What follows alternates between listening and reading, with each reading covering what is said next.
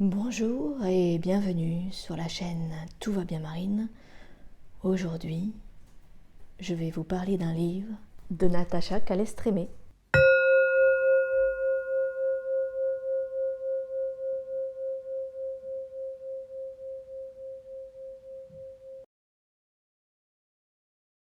Bonjour et bienvenue sur la chaîne Tout va bien Marine, la chaîne où l'on avance ensemble. Aujourd'hui, je vous parle d'un livre, de 2 livres, de 3 livres. Ah oui, non, ça c'est le mien, pardon. Ah oui, non, ça c'est le mien aussi. Oh, si on peut plus faire un petit peu de promo. Vous avez été beaucoup à m'en parler sur la chaîne et je l'ai lu depuis quelques temps déjà, puisque ça a été aussi un de mes premiers livres, La clé de votre énergie de Natacha Calestrémé. Alors, Natacha Calestrémé que vous voyez en photo est la femme de Stéphane Alix. Alors, je ne sais pas si vous connaissez Stéphane Alix, mais il a fait pas mal de livres aussi, de reportages sur tout ce qui est expérience de mort imminente. Donc, il parle beaucoup de l'invisible, plutôt de nos défunts. Natacha Calestrémé, par contre, est journaliste au départ et réalisatrice. Elle a écrit 3 livres. Alors, j'en ai que 2, donc je ne pourrai vous parler que de ces 2-là. La clé de votre énergie en premier, après elle a écrit Trouver ma place et le dernier c'est Mon cahier d'énergie. Alors la clé de votre énergie, je disais en introduction de cette vidéo que vous avez été plusieurs à m'en parler, à me dire faut faire tel protocole de ce livre ou dans ce livre on parle de telle ou telle maladie. En fait, j'ai plusieurs amis qui l'avaient lu courant 2020 et qui m'ont dit « Ah Marine, il faudrait que tu le lises ». J'ai dit « Pourquoi vous ne pouvez pas me le prêter ?» Et ils m'ont répondu « Non, ça ne se prête pas, c'est plutôt un livre qu'on aime avoir sous la main ». Comme je cherchais absolument à résoudre mes problèmes d'estomac, on m'a dit « Lis ce livre ». Je l'ai donc acheté. Alors pour vous faire un rapide résumé, si on peut faire un résumé d'un livre comme celui-ci, c'est l'histoire de Natacha Calestrémé. Alors Natacha Calestrémé a fait des livres, des thrillers, des romans avant de faire ces livres-là. Alors publiés chez Albin Michel, donc c'est quand même des grosses éditions. Dedans, elle raconte sa vie, donc comment elle est devenue réalisatrice, comment elle est devenue journaliste. Donc elle a rencontré une certaine forme de succès quand même. Et elle a été amenée à interviewer des énergéticiens, des guérisseurs, des chamans. Or, dans sa vie, elle a rencontré différents problèmes. Il faut savoir qu'après son petit succès, on va dire, où voilà, elle a pu faire des documentaires pour des grandes chaînes, elle a connu des périodes un peu plus difficiles. Elle a connu des deuils, elle a connu des maladies. Et c'est ce qu'elle nous raconte dans ce livre, comment elle a pu résoudre ces différents problèmes, ces différentes maladies. Et donc c'est un livre que l'on recommande dans toute quête d'un corps plus sain. Ce qui m'a fait sourire, c'est que donc comme je venais d'acheter ce livre et de le lire, je me suis dit je vais aussi parler du premier, pourquoi pas. Ce dont je me souvenais le plus, j'ai cherché, et impossible à trouver. En fait, j'ai lu le livre un peu comme si elle racontait un chemin, et un peu comme si elle avait fait Saint-Jacques-de-Compostelle, une marche où elle a rencontré plusieurs personnes qu'elle aidait et qu'elle soignait. Et en fait, c'est pas du tout ça. Quand j'ai relu le livre, quand j'ai regardé à nouveau pour vous faire le résumé, je me suis rendu compte que c'était à la fin du livre, ce passage-là. Donc finalement, vous voyez, même nos perceptions changent un peu la réalité. Dedans, il y a vraiment l'histoire de sa vie, l'histoire de différentes personnes qu'elle a rencontrées, différents guérisseurs et chamans qui lui donnent des idées et des protocoles, des prières. Dans le livre, vous retrouvez des encadrés qui correspondent, c'est assez bien fait puisque forcément on débute par des protocoles, alors parfois simples mais en même temps parfois un petit peu lourds à faire pour retrouver son énergie. Parce que finalement on a perdu notre énergie, on se l'est fait voler. Et c'est une entrée en matière que de retrouver déjà sa propre énergie avant de commencer à travailler sur les énergies plus en général. Donc vous retrouvez au fur et à mesure de son histoire différents protocoles en lien avec ce qu'elle raconte bien sûr. Et vous retrouvez surtout à la fin un index avec les différentes maladies. Et voilà, elle a parlé d'angine, page 51-57. Elle a parlé du canal carpien, page 58 et 248.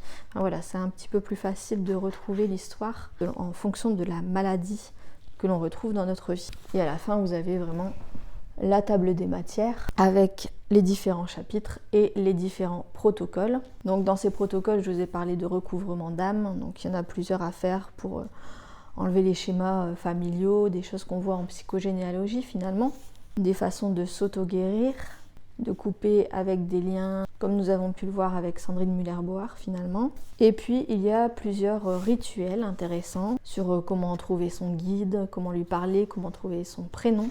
J'ai adoré aussi le moment où elle parle du gardien, de l'appartement ou de la maison.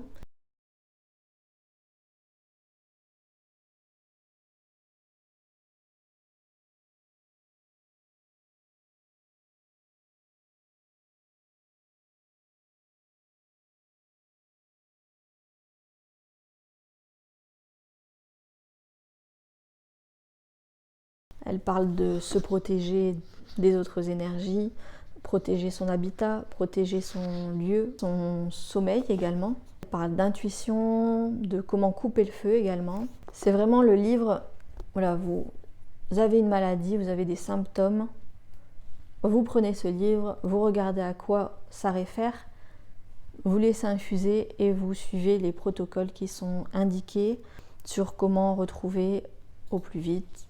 Voilà, qu'est-ce qui a été le déclencheur pour guérir ce qui ne se fait pas comme un médicament, on le prend et hop c'est fini, on a un petit pansement en quelques instants, quelques heures, mais vraiment pour aller plus en profondeur. Moi je ne l'appellerai pas la clé de votre énergie, mais plutôt comment retrouver toute son énergie, voilà, son énergie à soi, se l'approprier et être dans son énergie et pas celle des autres. Et la rendre si on l'a pris d'ailleurs. Donc dedans vous retrouvez 22 protocoles. Il me semble avoir entendu dire sur un plateau de télé ou un documentaire, enfin, quelque chose qui passait sur YouTube, que c'était finalement 22 rituels chamaniques, mais qu'elle n'avait pas osé dire ces termes-là au départ et qu'elle avait préféré mettre des protocoles. Dans son deuxième livre, il s'agit aussi de 22 protocoles qui sont plus pour retrouver confiance en soi, retrouver sa place dans la famille. Donc là aussi, on touche un peu à la psychogénéalogie. Et enfin, je vais vous parler de son dernier livre qui est un cahier. Je l'ai acheté avant les vacances et je vous avouerai que je ne l'ai pas fait pendant les vacances. Je n'ai pas fait mes devoirs. C'est vraiment un cahier, voilà, vous voyez, très très très joli.